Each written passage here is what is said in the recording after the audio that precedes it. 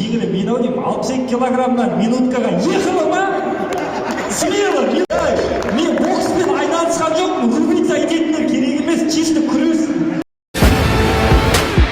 Қазақша күрес. Салиқалы әңгімеден кейін Самзері қалай кетеді? Сон переходын қарап отыр. Деңгейден бастап өскен поколение болса шапалақ ұрып қойыңдаршы. Содан кейін Сенға келген кезде ауылда үлкен мейрам болды, бір үлкен турнир болды. Сол кезде Самзерімен чемпион атандым да, содан кейін ауылдың бәрі Самзері деп атап кетті. Былайша айтқанда андай ғой, негізі андай болып оқталып келем ғой, короче ше осылай.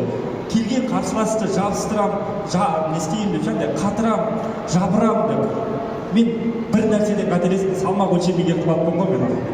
Қарсыластарға қарамай ше. Ең жеңілі мен ау деймін 62 килограммнан минуткаға ехала ма?